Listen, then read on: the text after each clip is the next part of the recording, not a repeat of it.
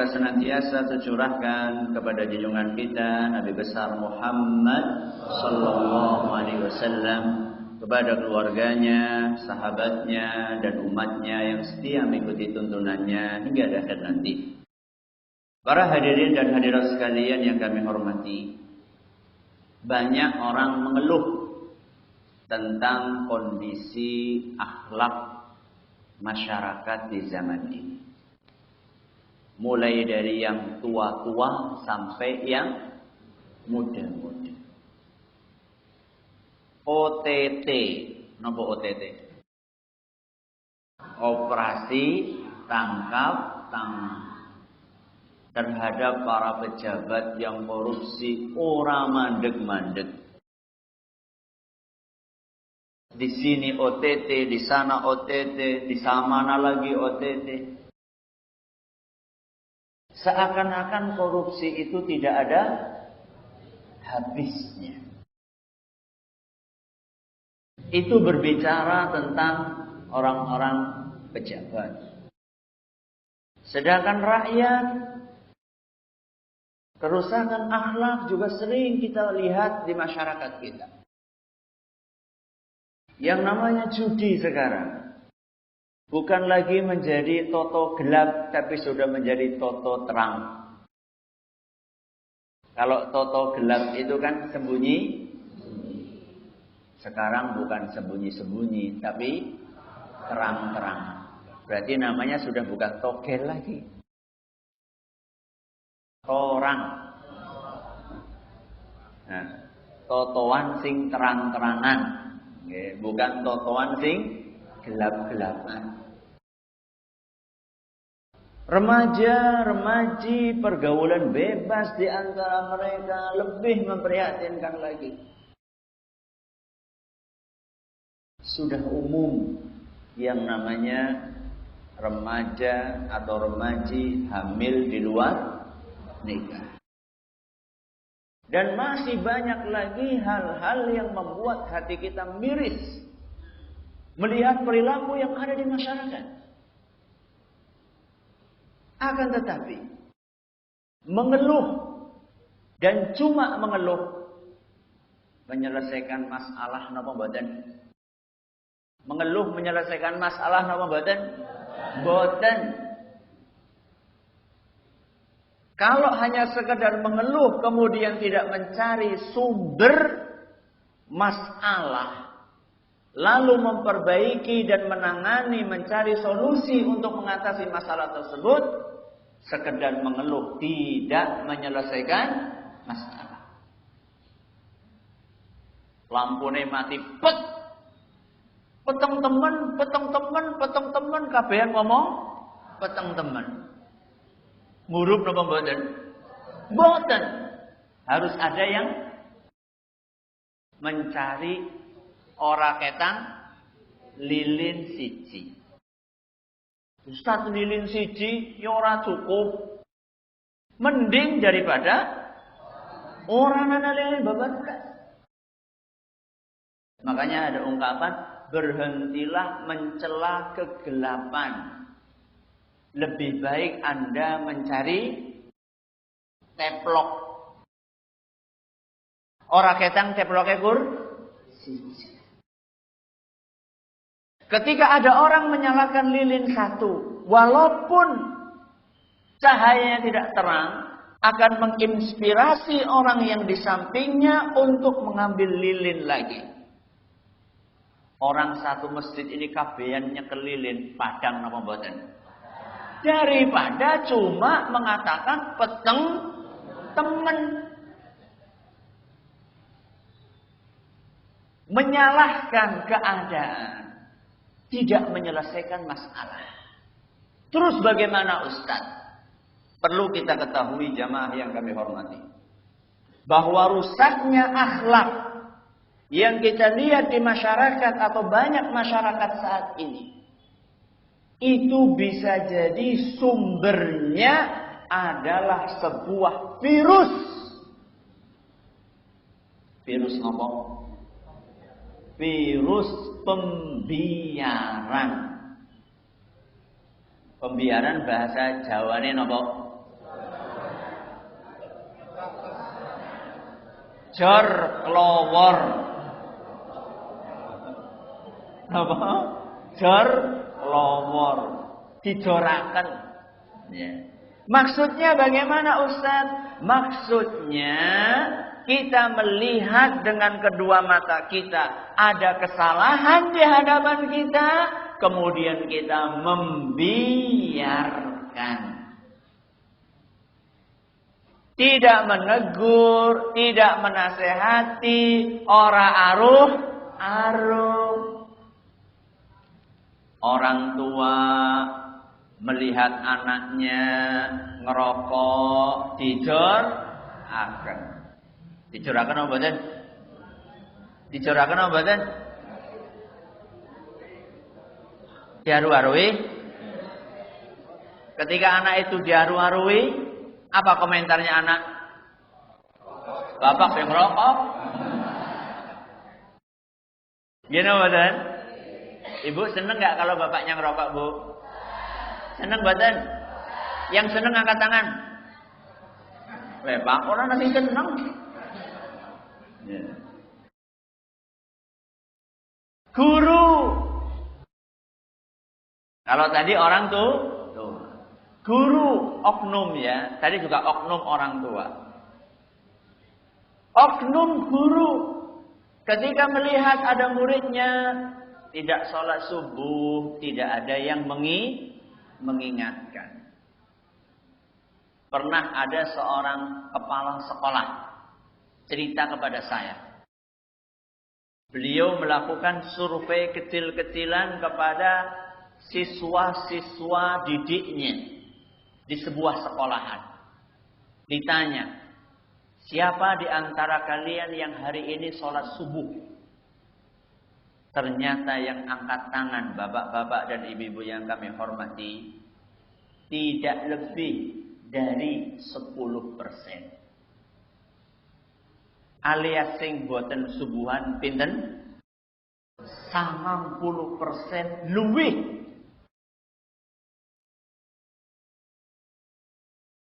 Kuwi kan tanggung jawabnya guru agama. Betul? Betul? Salah. Itu tanggung jawab kita bersama. Keliru napa mboten kalau misalnya ada guru matematika tanya kepada murid-muridnya, "Sapa sing subuhan esuk?" Keliru napa mboten? Mboten. Tidak ada salahnya guru matematika, guru napa malih? Bahasa Indonesia, guru bahasa Inggris, guru bahasa Jawa, guru IPA, IPS, PPKN. Gak ada salahnya mereka bertanya kepada murid-muridnya, apakah kalian hari ini sholat atau tidak? Kita semuanya harus peduli. Semua kerusakan ini bisa jadi sumbernya adalah karena ada pembiaran.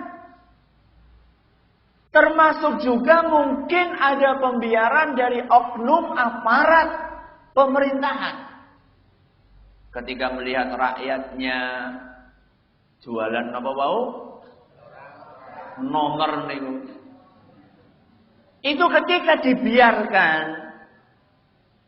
dan tidak ada peneguran atau ada peneguran tapi minim peneguran, maka lama-lama akan semakin merebak kemana-mana. Maka jangan heran seandainya Nabi kita Muhammad sallallahu alaihi wasallam beliau pernah berpesan dalam sebuah hadis yang diriwayatkan oleh Imam Muslim, "Man ra'a minkum munkaran falyughayyirhu biyadihi." Barang siapa di antara kalian melihat kemungkaran. Napa Pak Bu? Kemungkaran. Maka rubahlah dengan apa? Tangan. Wa illam yastati' fa bilisanihi. Kalau tidak bisa dengan tangan maka dengan lisan. Wa illam yastati' fa biqalbihi. Kalau tidak bisa maka dengan hati. Wa dzalika adhaful iman. Dan merubah dengan hati adalah level keimanan yang paling lemah. Berarti merubah kemungkaran pertama pakai apa? Tangan. Yang kedua, lisan. Yang ketiga, hati. Kita pakai apa?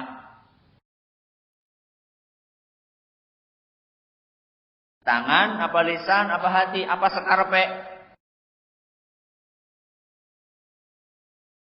Kok Nabi SAW memberikan 3 alternatif?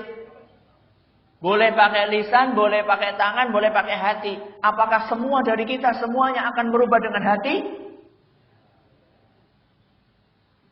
Itu kembali kepada kemampuan.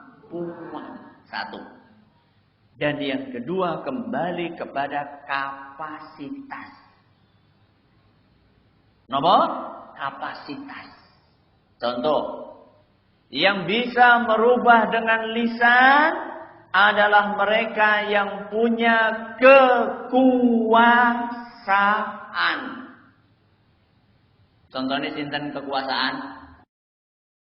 Aparat, polisi. Napa malih? Satpol PP. Napa malih?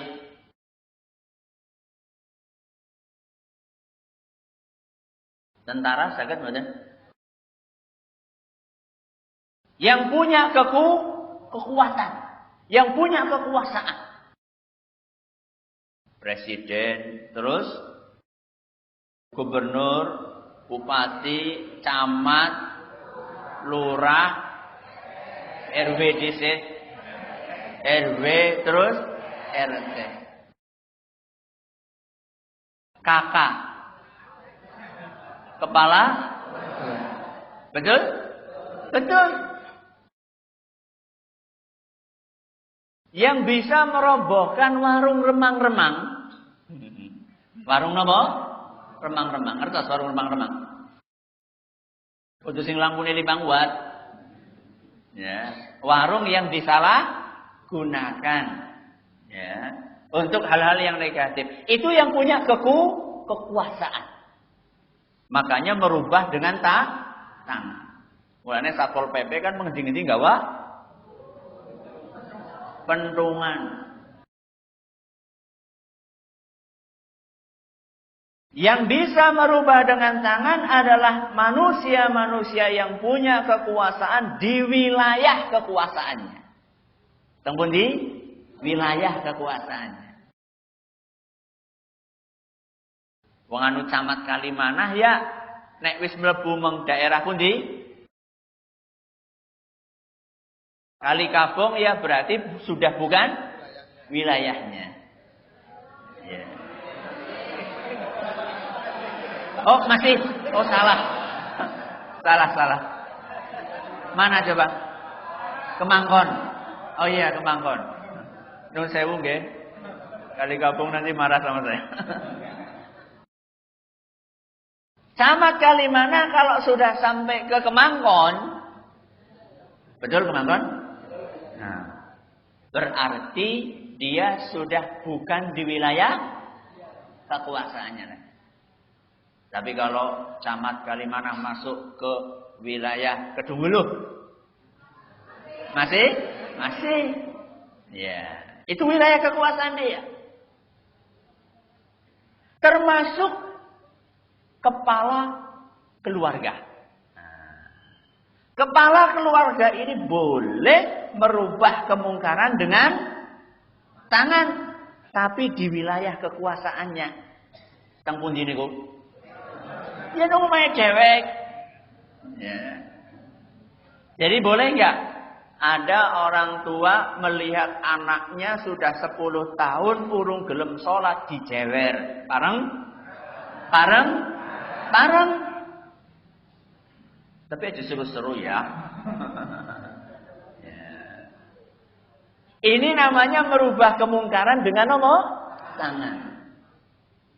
Nah, kalau misalnya tidak bisa dengan tangan karena di luar wilayah kekuasaannya atau dia tidak mampu, maka turun ke level berikutnya merubah kemungkaran dengan lisan. Carane pripun? Aruh. Pripun carane? Aruh. Memberikan peringatan, memberikan nasihat. Contohnya pripun? Kados niki contohnya niki. Ini merubah kemungkaran dengan apa? Lisan. Apa ustaz tok enggane? Nggih mboten. Panjenengan juga bisa. Melihat ada anak-anak SMP, SMA, waktunya sekolah, mereka pada duduk-duduk, nongkrong-nongkrong di warung. Itu yang punya warung bisa nggak mengingatkan anak-anak tersebut? Bisa. Saged? Saged. Tapi dilakukan atau tidak? Dilakukan atau tidak? Oh, yang kok pada orang jajan ngene maning. Nah, itu pembiaran. Napa, Bu? Pembiaran. Tidak boleh dibiarkan.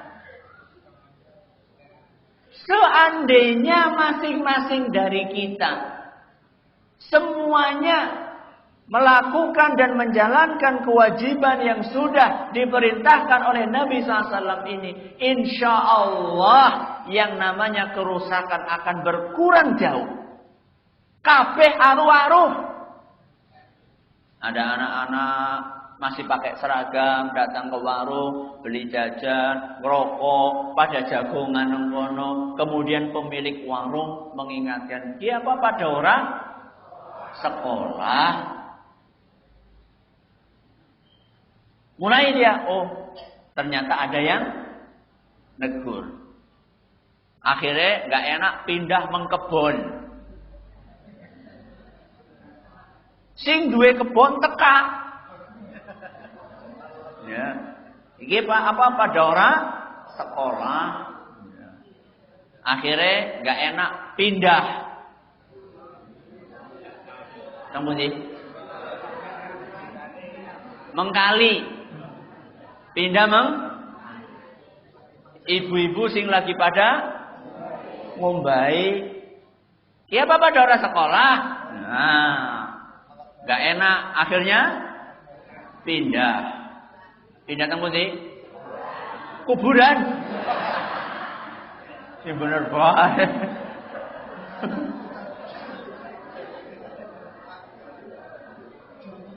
Nah, juru kunci nih sing emut tangan. Anak bocah-bocah pada nang kuburan, juru kuncinya. Ya apa ada sekolah, pindah maning mengendi? Bali rumah. Di rumah ada orang tua mengingatkan lagi, subhanallah, akan berkurang. Masalahnya banyak di antara kita cuek. Napa cuek? Ya tadi tidak punya kepedulian, tidak peduli. Anu udu anake cewek iki. Kan seperti itu. Inilah sumber adanya kerusakan. Ustaz, kalau dengan lisan nggak bisa, masa dengan lisan nggak bisa? Iya, mungkin saja orang dengan lisan nggak bisa karena adanya ancaman. Adanya nopo? Ancaman. Ancaman apa? Ancaman fisik, ancaman intimidasi. Ya. Bahkan sampai taraf ancamannya nyawa. Maka saat itu baru turun kepada level yang paling rendah, mengingkari dengan hati. Mengingkari dengan hati sih maksudnya pripun? Orang setuju, ora terima, ora seneng.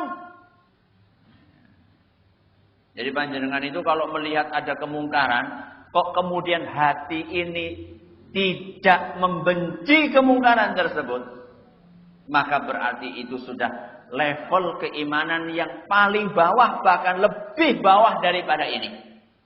Maka harus ada kebencian. Makanya subhanallah jamaah yang kami hormati. Dikisahkan ada seorang ulama melihat kemungkaran. Dengan tangan dia nggak bisa, dengan lisan nggak bisa, akhirnya dia mengingkari dengan hati. Saking bencinya subhanallah ya, diceritakan bahwa saking bencinya itu sampai nun sewu nggih, dia itu buang air kecil yang bercampur dengan darah. Hatinya itu sakit sekali melihat adanya kemungkaran. Sampai level seperti itu. Saya tidak katakan itu harus, tidak. Akan tetapi ini menggambarkan bahwa para ulama kita itu mencontohkan kepada kita bahwa kemungkaran itu harus diingkari. Tidak boleh ada pembiaran. Ketika ada pembiaran, maka yang terjadi adalah kesengsaraan di dunia dan di akhirat. Maka saya nasihatkan kepada diri saya pribadi dan juga kepada jamaah sekalian. Mari kita meninggalkan kebiasaan pembiaran. Apalagi kalau punya kekuasaan.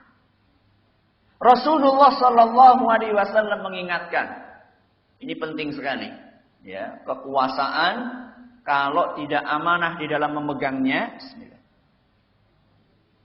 Dalam hadis riwayat Muslim, Nabi kita Shallallahu Alaihi Wasallam bersabda, "Ma min 'abdin yastar'ihi Allahu ra'iyatan yauma yamutu wa huwa ghashun li ra'iyatihi illa harramallahu 'alaihi al-jannah."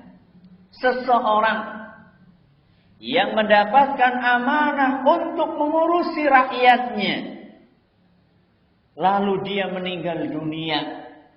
Dan saat dia meninggal dunia, dia itu dalam keadaan khianat dengan amanah tersebut. Khianat niku contohnya gini wau. Melihat rakyatnya melakukan kesalahan, tidak ditegur. Umar bin Khattab, sinten? Umar bin Khattab. Itu kalau malam-malam itu keliling. Kalau malam apa? Keliling. Melihat siapa di antara rakyatnya yang masih kelaparan. Siapa di antara rakyatnya yang mungkin melakukan sebuah kesalahan. Ditegur sama beliau. Tidak dibiarkan. Karena apa? Karena tahu persis tanggung jawab amanah di hadapan Allah. Kata Rasul SAW, seorang yang sudah dikasih amanah, kemudian dia berkhianat, illa harramallahu alaihil jannah. Melainkan Allah akan haramkan baginya surga. Na'udzubillahi min dzalik. Hadis sahih riwayat Muslim. Maka penting sekali untuk menjaga amanah. Sekecil apapun amanah yang Allah berikan kepada kita. Pekerjaan sebagai guru, niku amanah napa mboten? Amanah. Pekerjaan sebagai polisi, amanah napa mboten? Amanah. Pekerjaan sebagai pejabat, amanah napa mboten? Amanah. Semua amanah ini akan kita pertanggungjawabkan di hadapan Allah. Pak Guru, Bu Guru wonten? Pak Guru, Bu Guru teng mriki wonten? Wonten. Nggih Pak Bu nggih. Amanah. Aja sing penting kurikulume rampung. Aja sing penting golek sertifikasi. Tapi bagaimana perilaku anak kita? Bapak Guru, Ibu Guru, kalau melihat ada anak didik jenengan makan, minum pakai tangan kiri dan berdiri, diingatkan atau tidak? Benar. Benar ini? Benar? Alhamdulillah. Ya, harus diingatkan. Kalau tidak nanti dikhawatirkan kita termasuk orang-orang yang khianat terhadap amanah. Ya Allah, Kalau semuanya itu dibebankan kepada guru agama niku diparingi jam pinten? Jam pelajaran pinten? Dalam seminggu berapa? 2 atau 3? 2 jam seminggu. Padahal seminggu wonten pinten jam?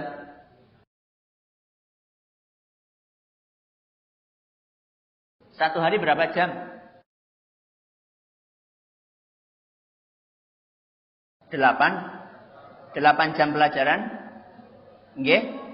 8 kali 6. Pinten? 48. 48. Oh, dikurangi hari Jumat berapa? 3, berarti 45. 45 jam agama cuma 2. Pinten persen itu? 2% kurang, bayangkan. Seperti itu kita andalkan guru agama, sulit. Karena dia cuma dikasih berapa jam? 2 jam. Itu pun kadang-kadang ditaruh di jam ke-8. Waktu ini bocah-bocah wis pada mantu, panas, sumuk. Gak bisa bapak-bapak dan ibu-ibu yang kami hormati. Kita semuanya tanggung jawab. Anda guru matematika, Anda guru fisika, Anda guru biologi, Anda guru bahasa Inggris, Anda guru bahasa Indonesia. Yang penting kita semuanya memperhatikan perilaku anak didik kita. Harus. Itu amanah yang Allah berikan kepada kita. Apalagi orang tua. Rasulullah SAW mengingatkan dalam sebuah hadis yang diriwayatkan oleh Imam Ahmad. Sanadnya dinyatakan sahih oleh Imam Al-Hakim. Salasatun qad harramallahu alaihimul jannah. Ada 3 jenis manusia yang diharamkan untuk masuk surga. Na'udzubillahi min. Siapa? Yang pertama, mudminul khamri, pecandu minuman keras. Ini yang pertama. Yang kedua, wal'aqu, orang yang durhaka kepada orang tua. Nah, yang ketiga ini. Wadayyusu, orang tua model dayus. Aja keliru ya. Dene utuge. Dayus. Pakai huruf D, dayus. Apa itu orang tua dayus? Alladzi yuqirru fi ahlihil khabas. Yakni orang tua yang membiarkan perbuatan dosa dilakukan oleh anggota keluarganya. Pak Bu, panjenengan punya anak belum pakai kudung? Punya? Punya atau tidak? Punya. Dibiarkan apa diingatkan? Kalau jenengan dibiarkan berarti orang tua dayus.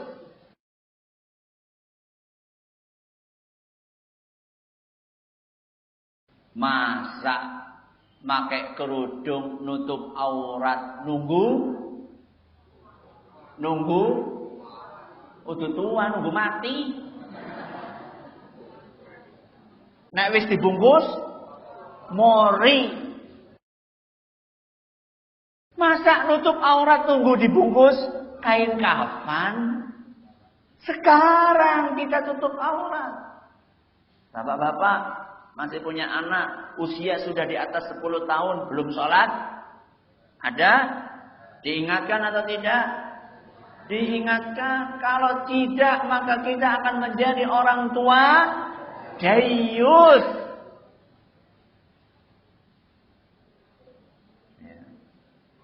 Ibu-ibu melihat ada putrinya Dibonceng sama teman laki-lakinya, diingatkan apa mboten?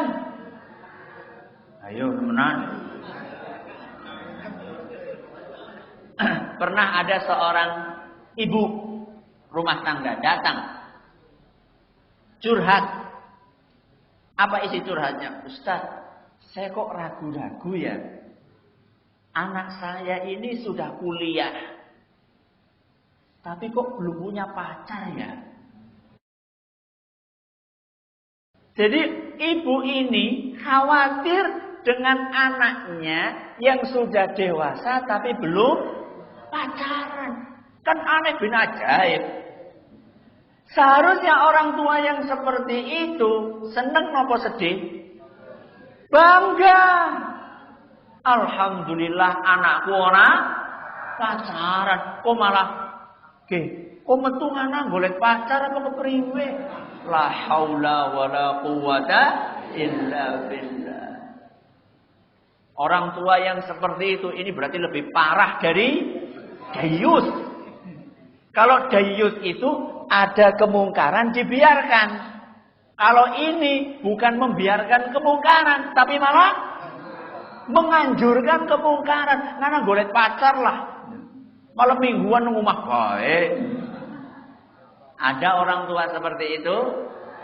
Ada orang tua seperti itu? Teng mriki pundi tiange?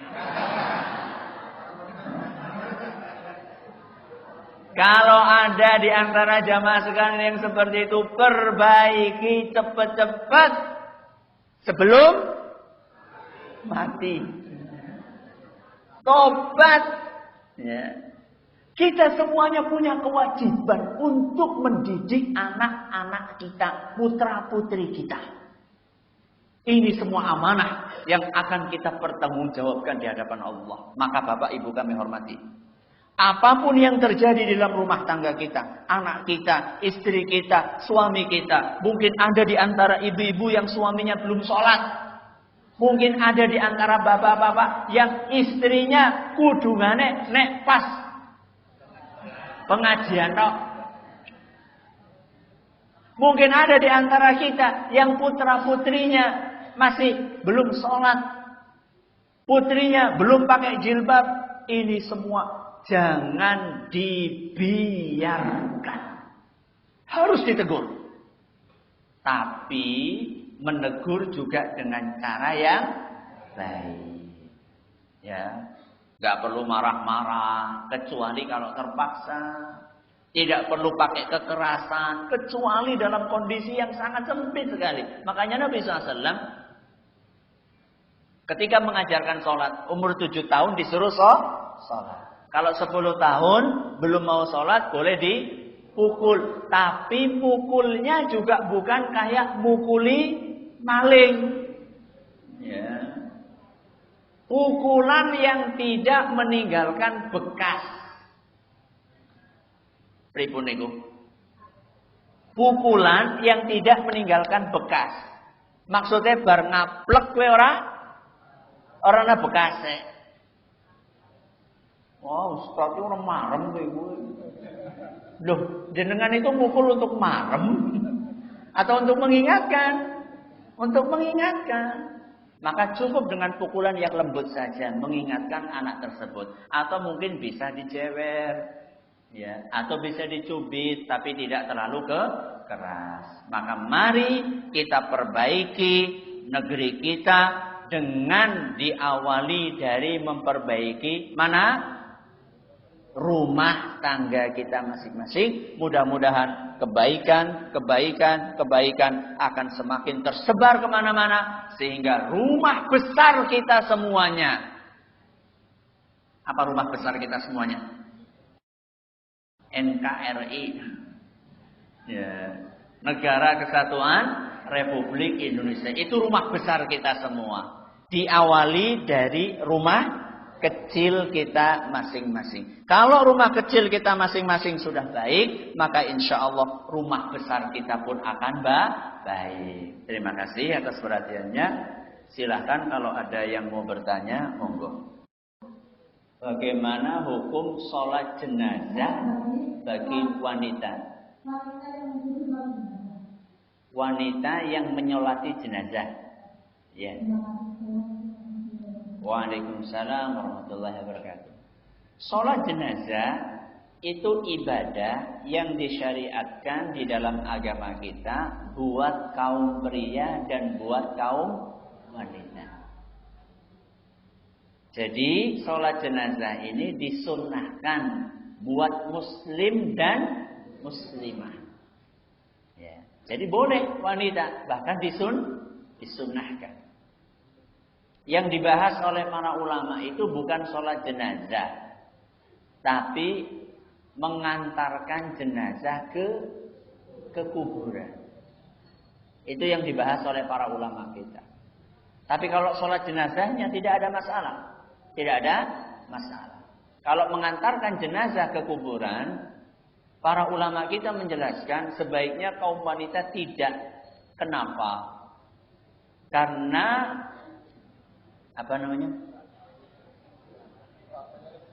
sulit, wanita itu lebih sulit untuk mengontrol perasaan dan emosinya dibandingkan sinten laki-laki. Khawatirnya ketika ke sana melihat pasangannya, anaknya ternyata ditimbun dengan tanah, khawatirnya malah pingsan atau teriak-teriak, nangis, meratap dan seterusnya.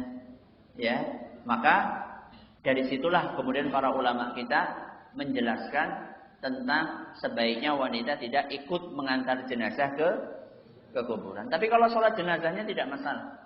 Tidak masalah. Bagaimana cara menegur atau menasehati penguasa yang melakukan kemungkaran? Kalau kemungkaran atau pelaku itu adalah penguasa, maka ada aturan spesial. Ada aturan spesial. Ada etika khusus yang diajarkan oleh Nabi kita Muhammad sallallahu alaihi wasallam. Hadis riwayat Ahmad. Dan sanad hadis ini kata Imam Al-Haythami, para perawinya adalah orang-orang yang terpercaya. Rasulullah sallallahu alaihi wasallam bersabda dalam hadis tersebut, "Man arada an yansaha lidhi sultan fala yubdihi alaniyah." Barang siapa yang ingin menyampaikan nasihat kepada penguasa. Penguasa itu maksudnya pejabat pemerintahan. Fala yubdihi alaniyah. Hendaklah tidak menyampaikan di hadapan umum. Walakin ya'khudhu biyadihi, akan tetapi hendaklah digandeng tangannya. Maksudnya 4 mata. Fa in qabila minhu, seandainya nasihatnya diterima, ya alhamdulillah. Wa illam yaqbal, seandainya tidak diterima, faqad addalladzi alaihi, maka dia telah menunaikan kewajibannya. Diterima tidak diterima itu kan masalah hati. Hati itu kan yang punya siapa? Allah Subhanahu wa taala. Maka ada etikanya khusus, yaitu disampaikan 4 mata. Kecuali kalau nasihat itu sifatnya umum, tidak spesifik kepada penguasa A, seperti yang tadi saya sampaikan. Ini nasihat secara umum. Tidak langsung tunjuk hidung. Kalau tunjuk hidung tidak baik di depan umum. Kenapa tidak baik kata para ulama? Karena biasanya nasihat yang di depan umum tunjuk hidung itu biasanya malah akan diterima apa ditolak? Ditolak. Karena hal tersebut dianggap perilaku mempermalukan. Padahal tujuan nasihat salah satunya adalah supaya diterima. Karena caranya keliru, akhirnya bukannya diterima malah ditolak. Dari situlah kenapa Nabi SAW menasihati kita, menganjurkan kepada kita agar saat kita memberi nasihat kepada penguasa secara spesifik, maka jangan di hadapan umum. Itu cara menasihati penguasa. Sehingga model-model kritik di hadapan umum, sebut nama, di atas mimbar, bahkan di koran, itu kurang sesuai dengan aturan agama. Kurang sesuai dengan aturan agama. Wallahu ta'ala a'lam bishawab. Apa ada tuntunannya adzan di kuburan? Qomat di kuburan. Kalau mereka masih bisa sholat, tidak apa-apa.